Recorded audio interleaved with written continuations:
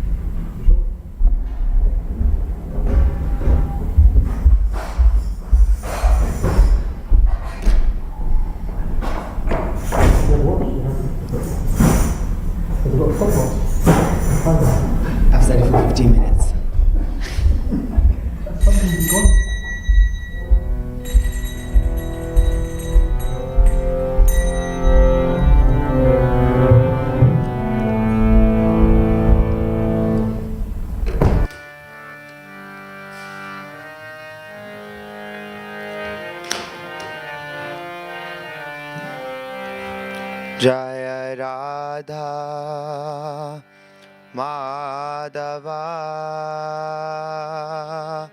Kunja Bihari.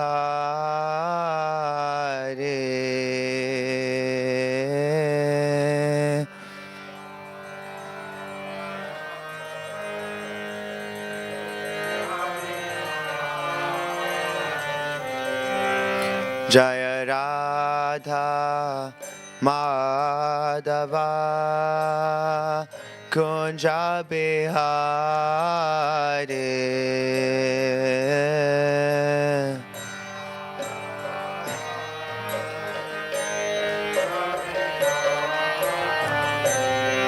Gopi Janavalabha Girivaradare.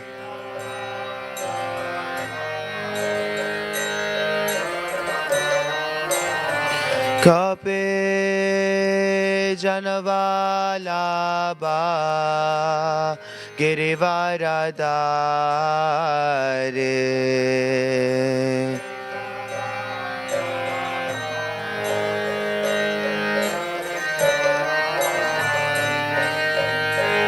Yashodanandana Brajajanaranjana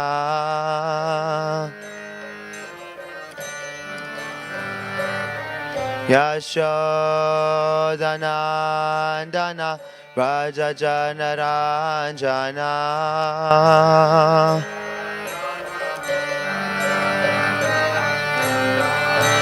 Yamunachira Vanachare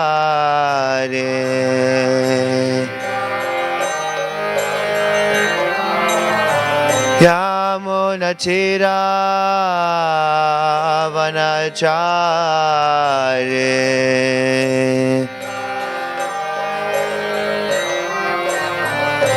Jaya Radha Madhava Kunja Bihari.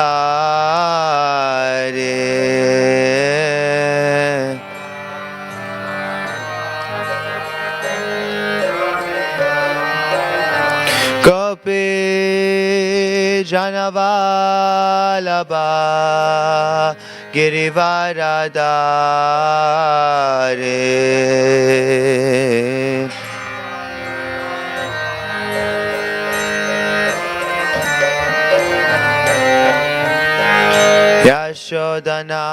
Yashodanandana Brajajanaranjana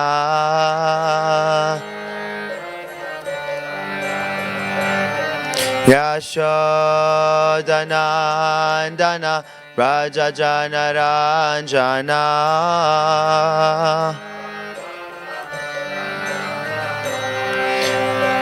Yamunatira Vanachare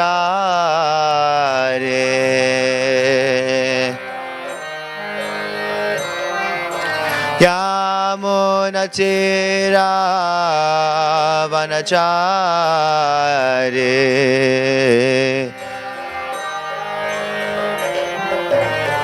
Jaya Radha Madhava Kunja Bihari.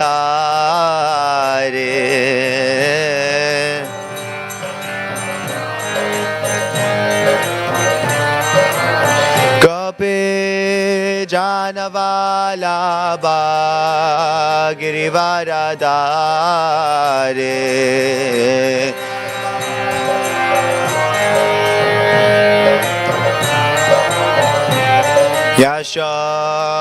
Yashodanandana Brajajanaranjana Yashodanandana Brajajanaranjana Yamunatira Vanachare Yamunatira Vanachare Yamunatira Vanachare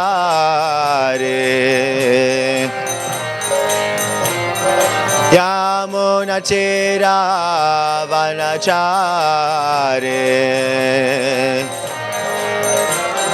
Yamuna Tira Vanachare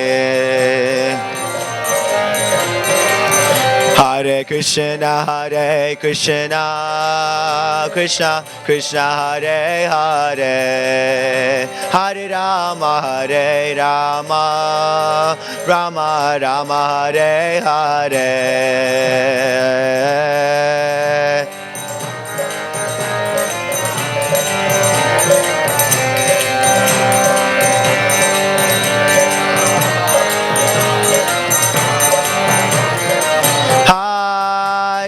Krishna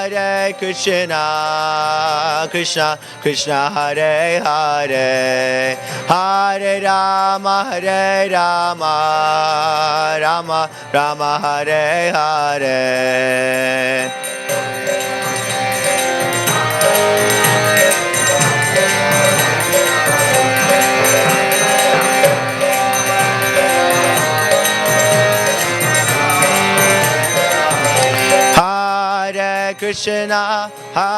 Krishna Krishna Krishna Hare Hare Hare Rama Rama Rama Hare Hare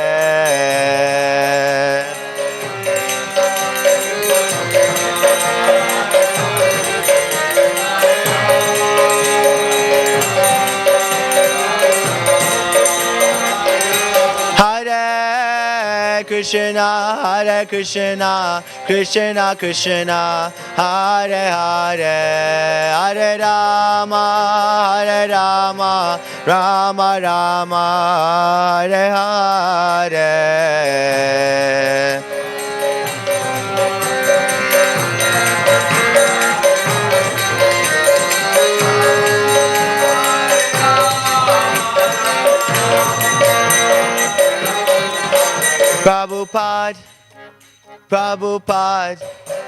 Prabhupada Jaya Jaya Prabhupada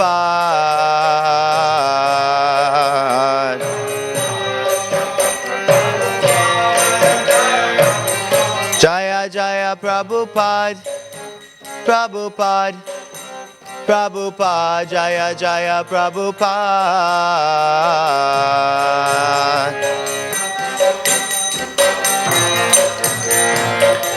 Nitai Gaura Haribol Haribol Nitai Gaura Haribol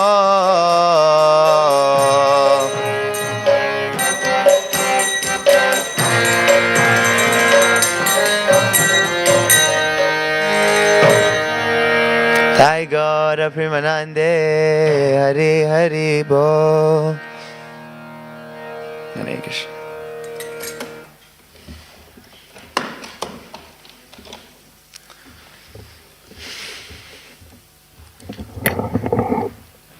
Om Namo Bhagavate Vasudevaya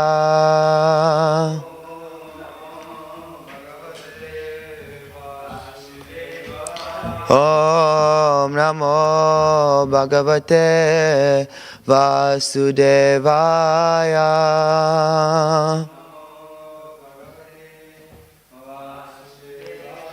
Om Namo Bhagavate Vasudevaya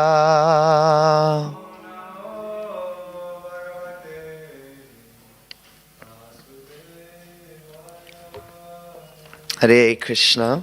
So thank you to the devotees for giving me the service of sharing my reflections and realizations on today's verse. Bhagavad Gita, chapter 3, text 24. Jai. So as normal, I will go through the Sanskrit translation and purport and then probably see what few things we can discuss from this verse.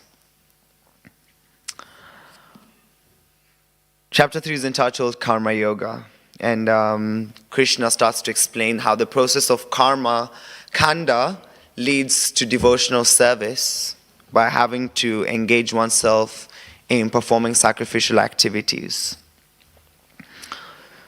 From a perspective of trying to convince Arjuna that actually he should perform his duty as a sacrifice, giving up the results to Krishna and not worrying much about the outcome. Nishkam Karma Yoga. And Krishna, being the expert debater that he is, looks at different ways to encourage Arjuna to actually perform his duty, which Arjuna is seemingly trying to avoid by, in the beginning of the chapter, Arjuna is saying, I'm confused about your equivocal instructions. You're telling me to renounce, but you're telling me to fight. How am I supposed to understand this? In his mind, he actually wants to renounce. He wants to get away from having to fight and kill the people that he adores, respects, people that he loves. And so we find an interesting skill here from Prabhupada, which we're going to look into. Utsideyuri me loka. Utsideyuri me loka. Na kuryam karma chedaham. Na kuryam karma chedaham. Sankarasya chakartasyam. Sankarasya chakartasyam. Upahanyam ima prajaha. Upahanyam ima prajaha. Utsideyuri me loka. Na kuryam karma chedaham. Sankarasya chakartasyam. Upahanyam ima prajaha. Sadhus. Utsideyuri me loka. Na kuryam karma chedaham. Sankarasya chakartasyam. Upahanyam ima prajaha. Utsideyuri me loka. Na kuryam karma chedaham. Sankarasya chakartasyam. Upahanyami ma prajaha. Word for word translation. Utsideyuhu would be put into ruin. Ime, all these.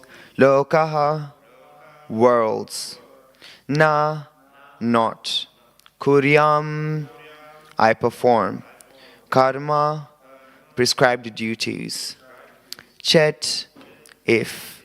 Aham, I. Sankarasya, of unwanted population. Cha, and. Karta, creator. Syam, would be. Upahanyam, would destroy. Imaha, all these. Prajaha, living entities. Translation and purport by His Divine Grace, A.C. Bhaktivedanta Swami Srila Prabhupada Ki. Translation: if I did not perform prescribed duties, all these worlds would be put to ruination. I would be the cause of creating unwanted population, and I would thereby destroy the peace of all living beings.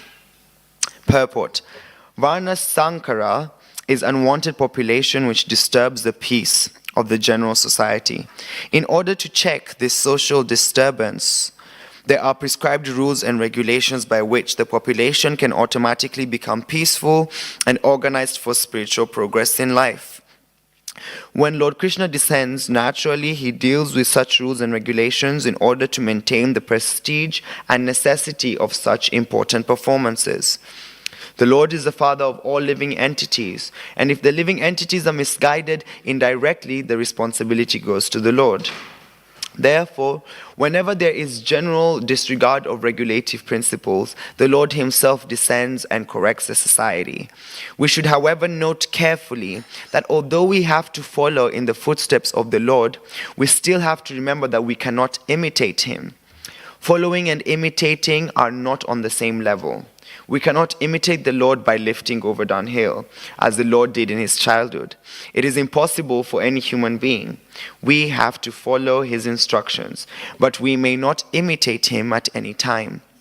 The Srimad Bhagavatam affirms, Naitat samachare jatu manasapi hyanishvaraha vinashyatya charan modhyad yatta rudro buddhi jam visham. Ishvaranam vacha satyam tateva charitam kvachit. Tesham yatsva vacho yuktam buddhimam stat samacharet. One should simply follow the instructions of the Lord and his empowered servants. The instructions are all good for us, and any intelligent person will perform them as instructed. However, one should guard against trying to imitate their actions. One should not try to drink the ocean of poison in imitation of Lord Shiva. We should always consider the position of the Ishvaras, or those who can actually control the movements of the sun and moon, as superior.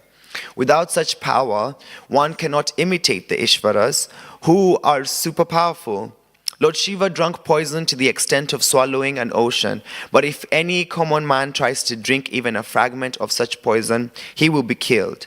There are many pseudo-devotees of Lord Shiva who want to indulge in smoking ganja, marijuana, and similar intoxicating drugs, forgetting that by so imitating the acts of Lord Shiva, they are calling death very near. Similarly, there are some pseudo-devotees of Lord Krishna who prefer to imitate the Lord in his Rasa Leela, or dance of love, forgetting their inability to lift Govardhan hill. It is best, therefore, that one not try to imitate the powerful, but simply follow their instructions, nor should one try to occupy their posts without qualification. There are many incarnations of God without the power of the Supreme Godhead. Srila Prabhupada ki. Let's repeat the translation one more time. If I did not perform prescribed duties, all these worlds would be put to ruination. I would be the cause of creating unwanted population, and I would thereby destroy the peace of all living beings. Om Jnana-timirandasya Jnananjana Shalakaya Chakshur Unmilitam Yena Tasmai Shri Gurave Namaha. Shri Chaitanya Manobishtam Stapitam Yena Bhutale Svayam Rupa Kadamahyam Dadati Svapadantikam. Vandeham Shri Guru Shri Yuta Padakamalam Shri Gurun Vaishnavamscha. Shri Rupam Sagrajatam Sahagana Raghunathan Vitam Tam Sajivam. Sadvaitam Savadutam Parijana Sahitam Krishna Chaitanya Devam. Shri Radha Krishna Padan Sahagana Lalita Shri Vishakhan Vitamscha. Hey Krishna Karuna Sindhu Dina Bandhu Jagatpate.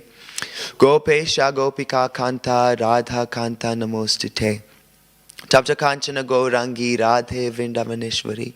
Vrishabhanu Sute Devi Pranamami Hari Priye. Vanchakalpatarubhyascha Kripa Sindhubhya Eva Cha Patitanam Pavanebhyo Vaishnavebhyo Namo Namaha.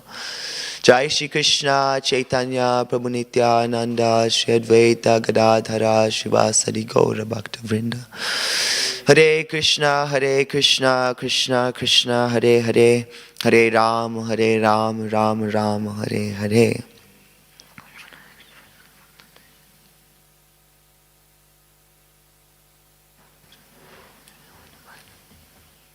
Hare Krishna. So, in this verse, in general, Krishna is using an interesting tactic in order to convince Arjuna to perform his duty of fighting. He's acting somewhat as an expert debater. In the beginning, Arjuna gave his perspective, why he chooses not to fight. His leeway is that in 2:7 he says, Karpanya dosho pahata sobhava, he's bewildered. Shishyasteham shadimam tvam prapana, I'm taking guidance from Krishna. You tell me what to do. And so Krishna, just like an expert debater, chooses to maneuver the points in such a powerful way so that Arjuna can understand that actually he should perform his duty and fight. One of the expert things that a debater can do is express their own personal perspective.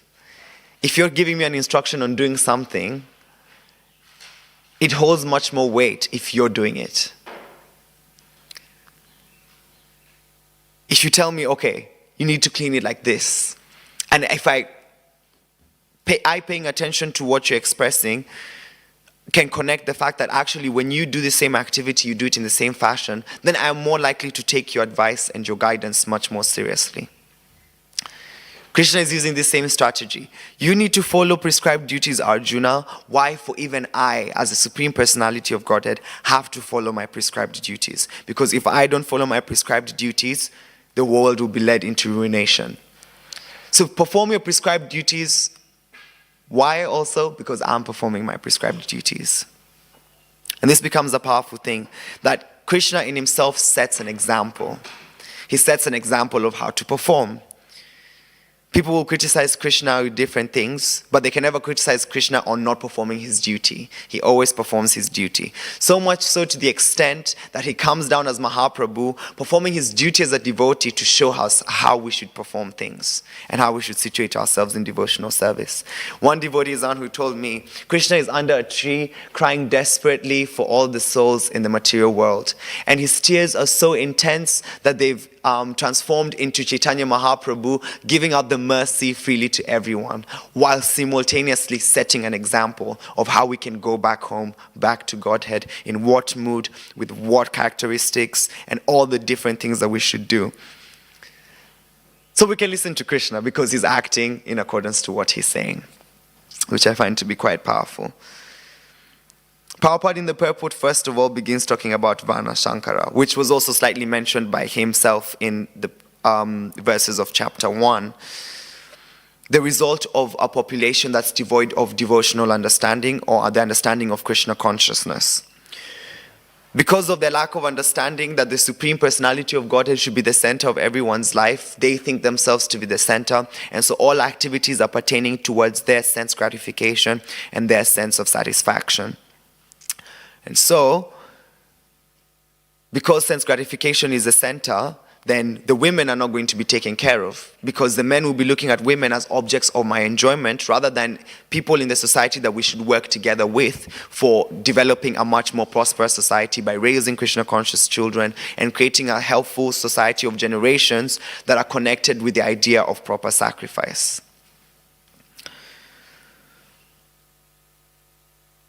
Prabhupada is also elucidating on this. Is unwanted population which disturbs the peace of the general society. These individuals are born without an understanding of what the goal of life is.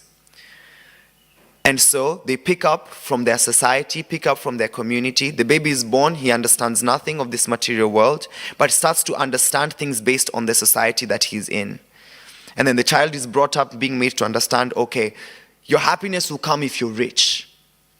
I remember when I was young, in our school, we were asked, what do you want to be when you grow up? And I remember I said I want to be a farmer. And there was one, I don't know why I said I want to be a farmer, but I said I want to do farming. But there was one boy in the class who said, I want to be rich. And the teacher was puzzled. He was like, what do you mean you want to be rich? He's like, yeah, I don't care what I have to do. I just want to be rich. And so that can open up a whole spectrum of different ideas. He could choose to be rich through being a thug. He could choose to being rich through manipulating the system. He could choose to being rich when he becomes an influential leader, exploiting the population. Because his focus is wealth, material wealth. Now, the general population is living like this. Material prosperity, sense gratification. And so, in the back of their mind, all activities that they're doing is for their sense gratification. Now, how to convince these people that actually you should become a devotee? Because automatically, your senses will be gratified by taking up to devotional service at no extra cost and at minimal endeavor from your end without uncertainty. You come into this space and there's two options when you enter the temple. You're around sadhus.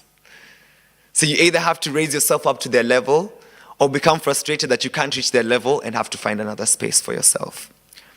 Anyway, being in the association of devotees forces you to elevate. And Bhaktivedanta Manor talks about this. He mentions that in a rope, I think he was quoting Vishwanath Chakravarti, who was giving this analogy that in a well, you're trapped and there's a rope that comes down and you hold on to this rope. If you hold on to it and you don't move, you'll still be stuck on the well. If you move for a little bit and you just stay still, inertia will force you back down. And so what do you have to do? Constantly keep on climbing, keep on climbing, keep on climbing. And then if you constantly keep on climbing, the person who's pulling the rope will feel the need to actually help you because you're putting in that endeavor. And I think that's the same, it can be applied also in our practices. When we're coming to a space like this, the devotees are more than willing to help us advance in our spirituality. We are more or less coming from a Varna Shankara background, where we were not taught that the objective of life is to surrender to Vishnu. And so for us, subtly, sense gratification was an objective. But now we come into the association of devotees who've dedicated their lives to devotional service, and from them we're being forced to elevate our consciousness, to perceive spiritual reality so that Maya doesn't attack us anymore, and so that we can actually understand ourselves to be servants of Krishna. And in the same theme, because Krishna is performing his duty, he's asking you to perform your duty as Arjuna. Prabhupada talks about this much further where he quotes Srimad Bhagavatam 10th canto. One should simply follow the instructions of the Lord and his empowered servants. Their instructions are all good for us, and any intelligent person will perform them as instructed. However, one should guard against trying to imitate their actions. One should not try to drink the ocean of poison in imitation of Lord Shiva. The first part of this is quite powerful. If we take shelter of the representative of the Lord, his mercy is that he's given us a guiding tool by which we can perform Krishna consciousness successfully.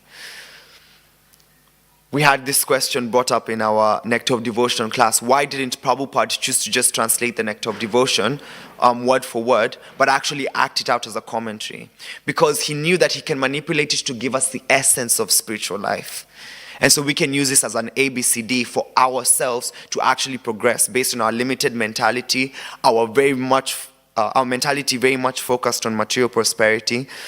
We can read this book and actually follow these steps clearly in order to reach the platforms that we'd be looking for proper happiness. So we can actually conclude, to the extent by which we follow Srila Prabhupada's instructions to a T, to that extent we receive the mercy.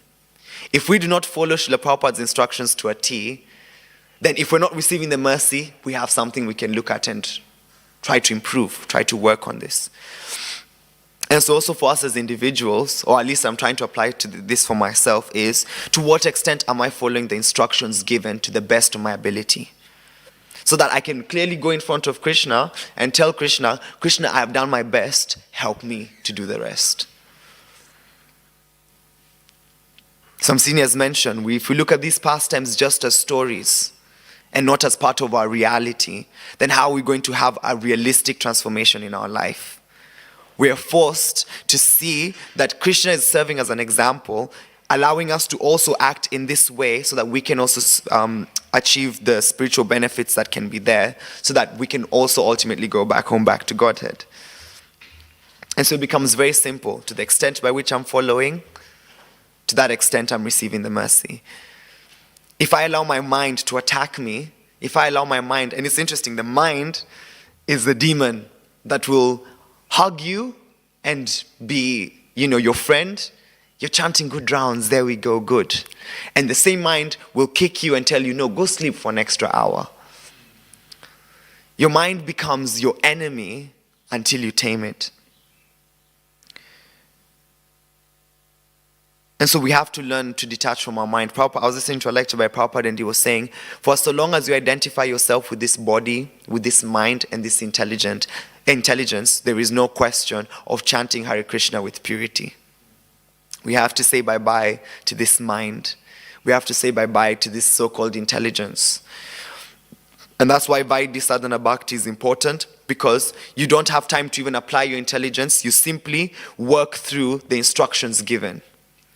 And so from there, your limited intelligence can be purified.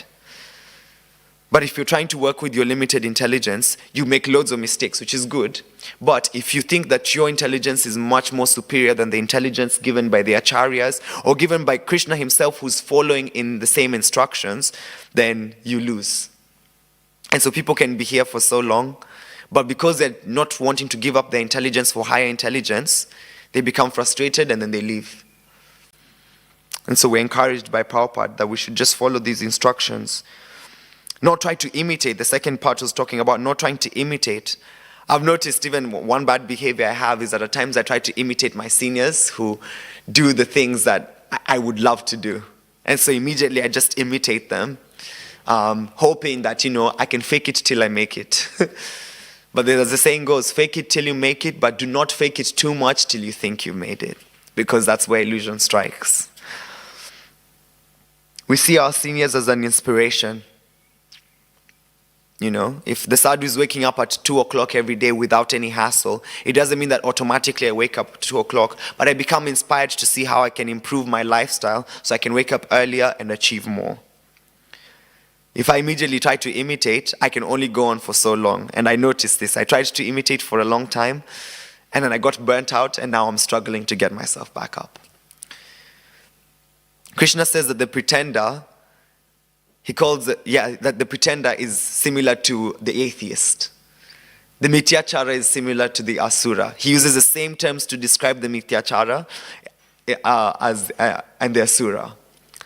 Meaning that if we're pretending in our spiritual life and are not being realistic about our progression, we'll suffer more.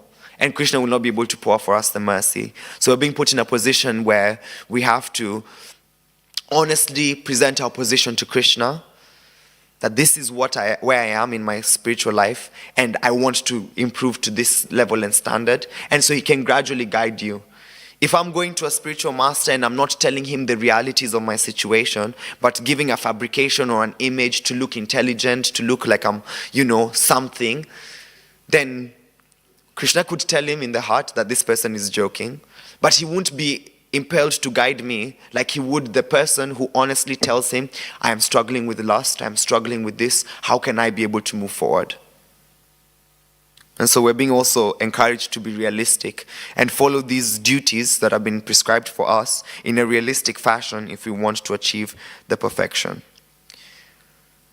In order to conclude, there's one last thing that was interesting. I had the good fortune of entering a room where His Grace Srinivas Prabhu and Atmanivedana Maharaj and Bhakta Ashish were discussing something. And it's interesting because I just saw this just 1 minute before coming into the class, and it actually applies. Maharaj was asking us, you have a cup filled with water. Someone brings nectar. What will you do? You have to drink from a cup, but you have a cup and it's filled with water. And nectar has been brought. So I brought this suggestion that, okay, I'll drink the water first, and then after the water is drunk, then I can get the nectar and then consume the nectar. But Maharaj gives a very simple option. Throw the water away and then get the nectar in and then consume it.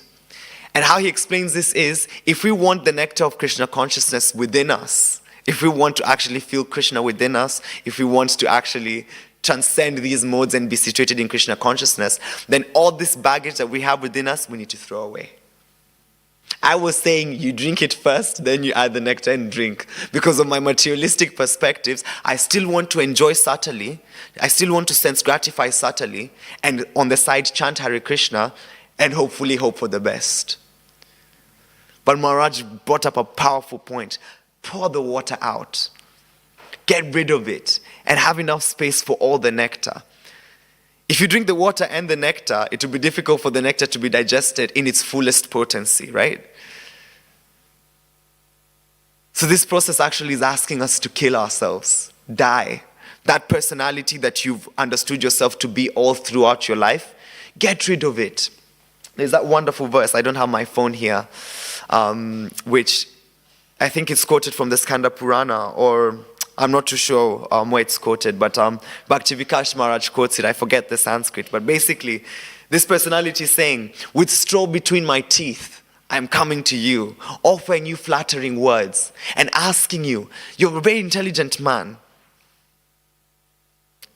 Prabodhananda Sarasvati, you're a very intelligent man, Lucas. You know so many things, you've achieved so many great things, but I'm simply asking you to forget all of that and chant the holy names of Krishna and experience Krishna's mercy. So in the same fashion, if we want to get the nectar, if we actually want to experience what Prabhupada came to give us so nicely, what Mahaprabhu, what Krishna performed for us so nicely to see and learn from, we have to give up what we've been hankering on all this time. We have to give up holding on to these predilections of our senses, holding to these conditionings. I am this, I am that. We have to get rid of it. And the only way we can get rid of it is through Harinam. We need to chant Hare Krishna, Krishna Krishna, Hare Hare, Hare Ram, Ram Ram, Hare Hare. And gradually that can be destroyed. And then we can stop identifying with this body, stop identifying with this mind, stop identifying with this intelligence, stop identifying with anything that's limiting me from loving and serving Krishna. And then we can do our duty like this. Hare Krishna. Finished there. Don't know if anyone has any questions, comments, corrections, criticisms. They say criticism and corrections are the breakfast of champions. So I'm not a champion, but I can try. Hare Krishna. I know probably if you have a point, you could probably add on to that as well. It'll be good to hear.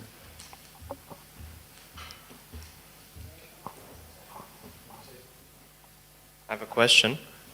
Hare Krishna. Often brought up when Krishna says here, or Srila Prabhupada says in the purport that the Lord, whenever there is a general disregard of regulative principles, the Lord himself descends and corrects the society. Now, at this point in time also, a lot of stuff is going wrong, right? So there's a lot of demons. So why is the Lord not descending? What is your perspective? Like right now, right? Why isn't he helping right now, establishing Dharma? Good question. What's the verse?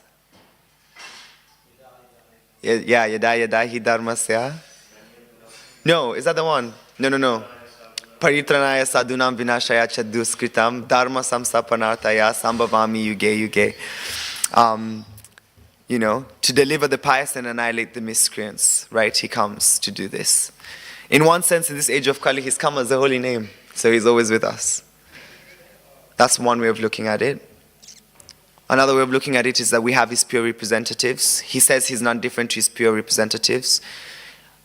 We have people performing austerities. Krishna himself mentions that him and austerities are none different. He says this in Srimad Bhagavatam to Lord Brahma, right?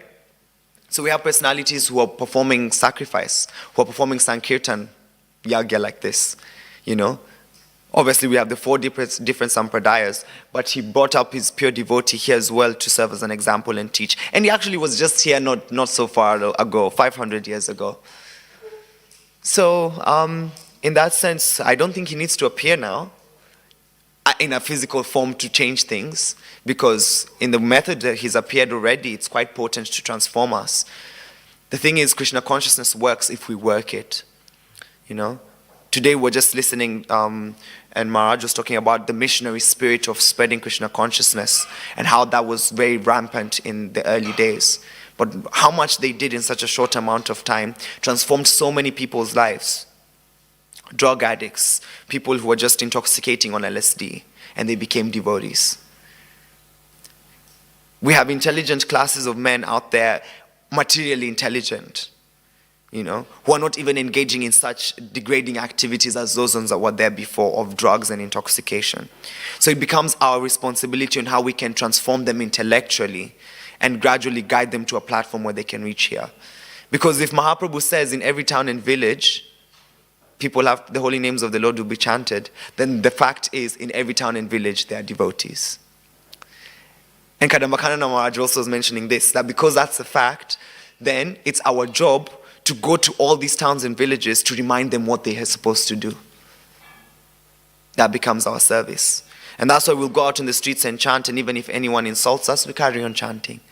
Those who are favorable, we carry on with them. Those who are not, we try to make them appreciate, and gradually they'll get themselves to that level. So in answering the question, Krishna doesn't need to come now.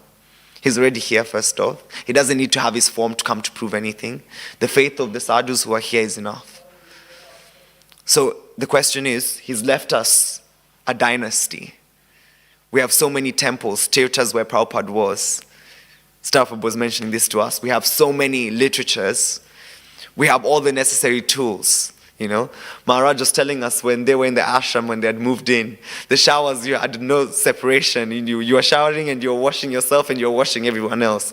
All of you are hanging all your things in one space. It was a struggle, yet they managed. We have everything. So it's up to us to utilize this. What are we going to do with this legacy that we've been given? And that's a wake-up call. And that's why I remember even Prabhupada was quoting Kishore Prabhu, Prabhupada disciple, who he once asked, when you look at Prabhupada, what do you see? When you look at Prabhupada on the altar, what do you see? And Kishore Prabhu replied and said, I feel challenged. I feel challenged. You've given us all these things, saved our life practically. We're here in this bubble of safety. What am I supposed to do with it? How can I look you in the face and not try to spread all the goodness that you've given me like this? So Krishna is here. I don't know if I'm saying that with faith, but he's here. He's already incarnated to sort us out. It's just to what extent we want to utilize him and make him a part of our life like that. I hope that helps. Yeah, thank you very much, Prabhu. Very nice answer. And it definitely comes across with a lot of faith. I like the point on the holy name, actually, right? So it's actually like he's always there, but in this Kali Yuga, he's coming through the holy name. So when we actually want him to appear, then he will appear in his holy name. So it's on us also. Exactly. And some people raise the argument, okay, not everyone is having access to the holy name. In the Middle East, people are not chanting the Hare Krishna Mahamantra. Not many people know about it. So in this connection, I was listening to a room conversation of Prabhupada. and this person was talking about these people who want to be cheated. No. These people who've been cheated by society. And Prabhupada strongly said, if you want to be cheated, you'll be cheated. Successfully. And so one thing we can understand of every devotee or anyone who comes in contact with Krishna consciousness is at least they're looking for real truth. Because if one person is sincerely looking for real truth, atato brahma jigyasa, inquiring honestly, they will find themselves in Krishna consciousness, guaranteed. But if they're thinking, oh no, I still want to enjoy sex life, it's natural. What do you mean? If God didn't want us to have sex life, why did he give us the organs? Then you will find a philosophy that supports you, right? And that justifies your activity so you can do them with confidence. That's why if you're speaking to a Catholic or you're speaking to a person from a different religious practice, they will support that meat eating is okay. Jesus transformed, he multiplied few fish. He didn't eat it, but he multiplied it, so it's okay. And they'll use something to support. So even we can understand, if we ever find conflicts with devotees, at least they're looking for the truth. They're a truth seeker. And so if people are truth seeking, they will get themselves in contact with this mission. And then for us who are trying to preach, we even go to those ones who are not truth seeking and try to convince them to look for the truth. And that's the missionary spirit that Prabhupada had. He went to the Mlechas and Yavanas, crossed the ocean, went against the principles of a sannyasi on forbidden land and went to preach the mission. So I'm waffling a little bit, but if we want to be cheated, we'll be cheated nicely. Even in this space. I remember I was giving an analogy of when I was speaking one time with Srinivas Prabhu and I was telling him, I'm doing all these sanghas and, I'm waking up, it's forcing me to have to wake up late. And that's why I'm not waking up early. So I was trying to maneuver to Prabhu that the reason why I'm not waking up early is because I have all these sanghas. But the fact is, the reason I'm not waking up early is because I'm not organized. My mind is still controlling me. So when it's time for me to wake up in the morning, I tell myself, oh no, you can have an extra half an hour. Instead of just waking up and going on with the program, So if you want to be cheated, you can be cheated nicely. Maya is going to do the job. But as Prabhupada mentioned, if you're sincere, then everything will be sorted. Yeah, like that. I don't know if anyone has any questions, comments.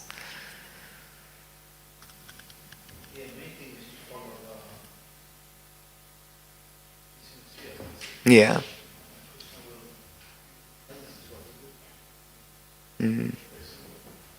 Yeah. Purity is the force, isn't it? Yeah. Exactly. Yeah.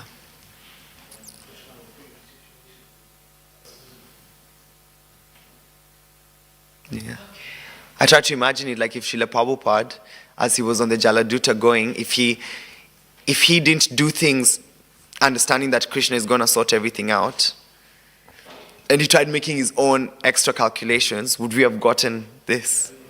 But because he let go and asked Krishna, I don't know what I'm doing here. I don't know what you're sending me here for, but I will dance to the tune that you give me. Then we now have we had 108 temples. He traveled 14 different times, brought Krishna consciousness even to places that would have never thought about it. And look at us now. From all over the world, we can chant Hare Krishna like this. Our good fortune.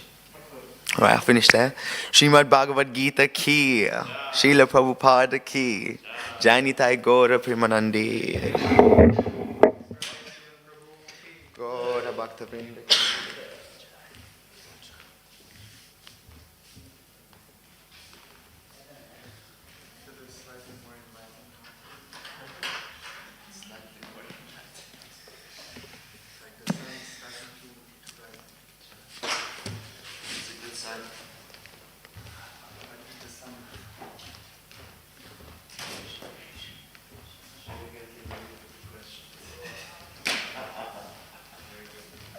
You gotta try.